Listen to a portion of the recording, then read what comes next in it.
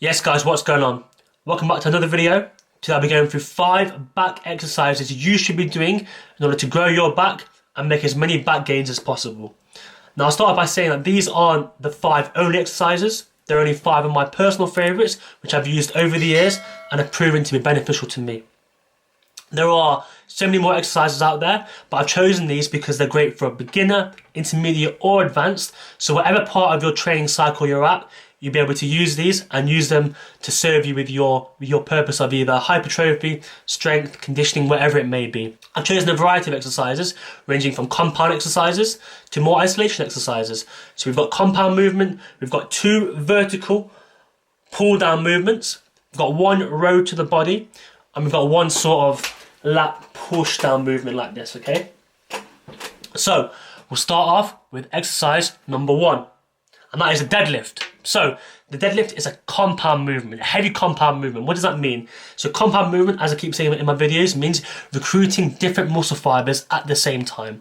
In fact, deadlift utilizes the entire posterior chain from the hamstrings up to the glutes, the lower back, the upper back, the traps. The whole part of your posterior body is being used by the deadlift. Now, because of the fact that it requires a lot of energy because it's a compound movement, I recommend you do these at the beginning of your workout when you do have the most of energy. Start off shoulder width apart or at a distance with your feet apart you feel comfortable.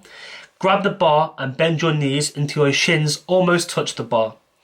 Now lift your chest up, keeping your back straight at all times. That means without rounding the back or making it curved.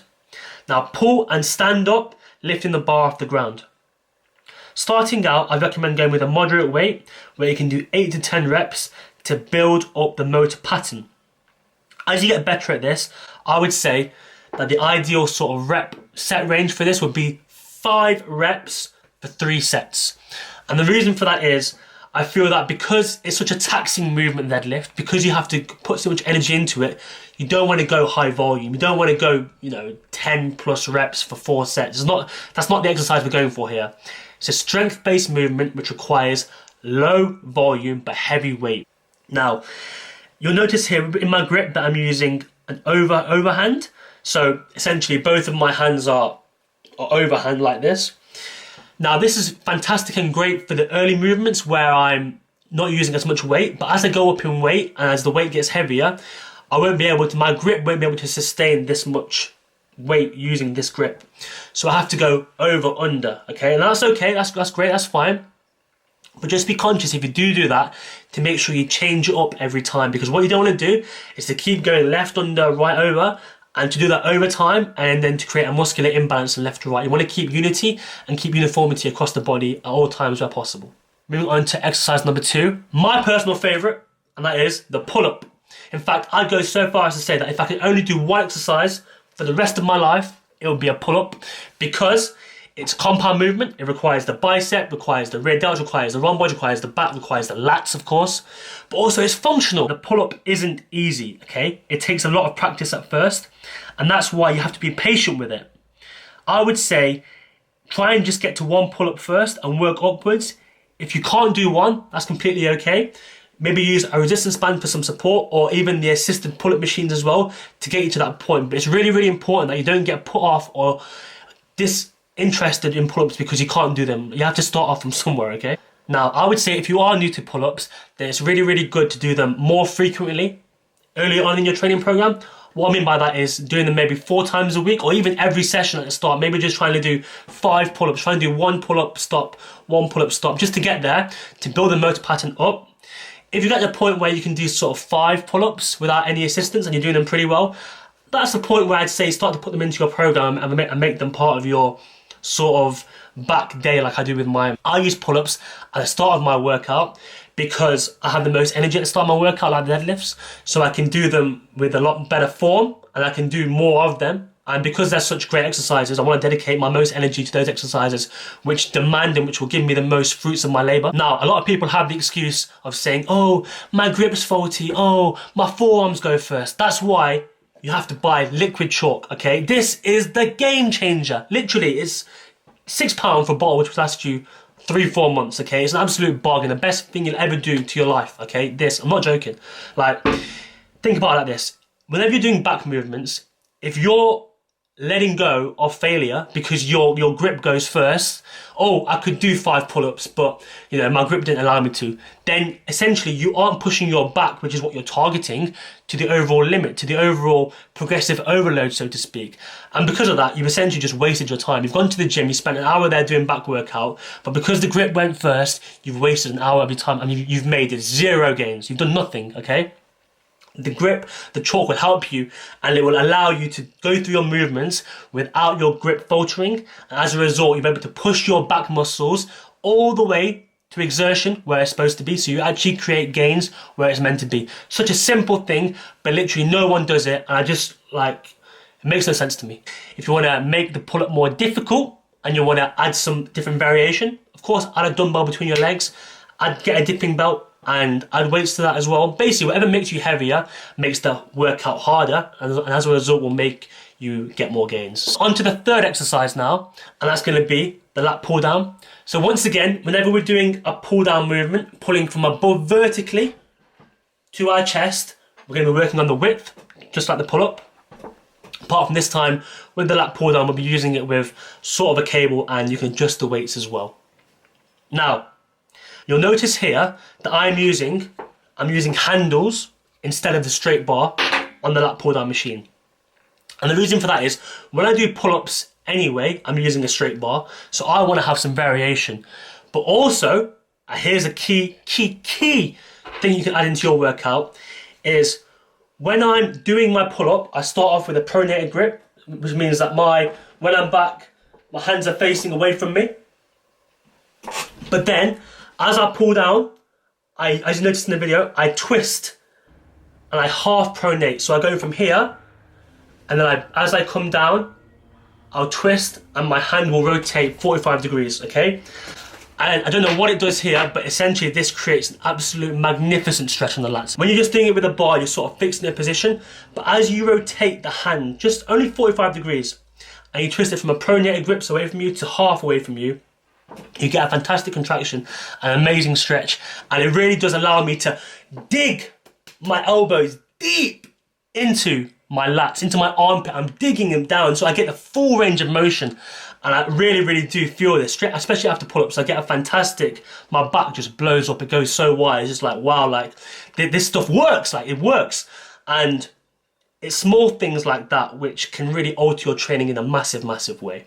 Because of the fact that I think the lat pull down gives you a quality stretch and contraction, I would go with a high volume for this. Anywhere from a minimum of 3 sets, ideally 4, maybe 5, and then anywhere from 8 to 15 reps. What you don't want to do is to go super heavy and then end up forcing yourself, yanking it down, or using your back, or not doing it with correct form. It's really important that you lean a little bit back, you reach up as far as possible, and then you pull down all the way until it feels comfortable, but ideally until your elbows go into your armpits, and then you've really gone the full range of motion and you've got as much gains as possible. Keeping it slow, time under tension, moderate weight. That's really all gym is, time under tension and moderate weight. So, on to exercise number 4, and we're going to be doing the seated row. Now, as with the vertical pull down would be for the width, for that V taper. If you want to work on the row, pulling towards our body, that's going to work on the thickness, on the detail of the muscle. So you can see the muscles on the back, and you can see like, wow, he's ripped, but he's got detail on the back because he does rows, okay, because he rows to his body. Now again, you can do these with dumbbells, with a barbell, but personally I prefer the cables because I can get a constant tension on the back at all times.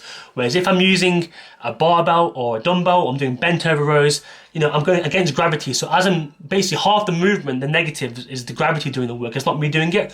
Whereas with the cables horizontally, when I'm sitting down horizontally, all the work's on the back on the cables. Okay, it's fantastic to do that. I would focus on pulling with the elbows and not with the hands.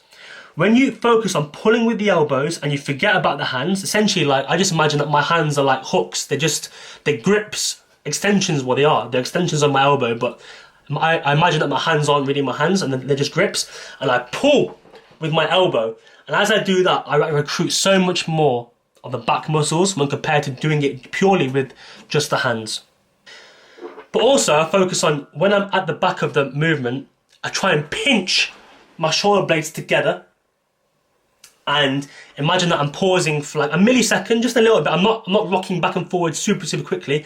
I've got a slight pause at the back of the movement where I'm pinching my shoulder blades and the back in order to really pump the blood to the back of the muscles and to really let the rhomboids, the muscles on top of the back, know that they're the ones doing the work.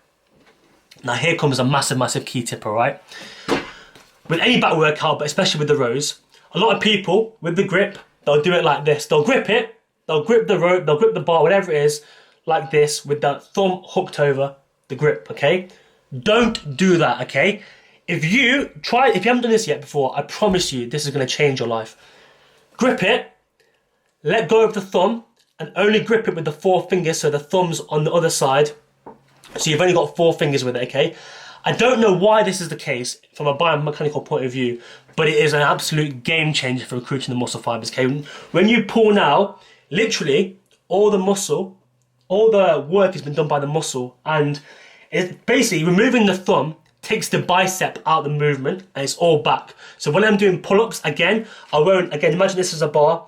People would grip it like this and then they'll do pull-ups like this. I don't. I put my thumb over the top and I only grip with 4 fingers, and this thumb here, removes the bicep involvement. So if you want to focus on doing back workout for the back, 4 fingers only for the grip, and that will change your back workout for sure. And one more thing as well, with the seated cable row, you can change which part of the back you target by changing where you pull to. So I think if I want to work more of the upper back, want to work more of the rhomboids, I'll pull higher up. If I want to work more of the lower lats and get that sort of Christmas tree shape at the bottom, I'll just pull more to the bottom. It's that simple. Don't need to overcomplicate things. Gym is simple, time and attention, lifting with moderate weight, with good form. That's all you need to know. And the last exercise, so exercise number 5, is going to be the Lat Push Down. Now, I don't know if it's called the Lat Push Down. I don't know what the official name is. I don't know if there is an official name. I'm just calling it the Lat Push Down exercise.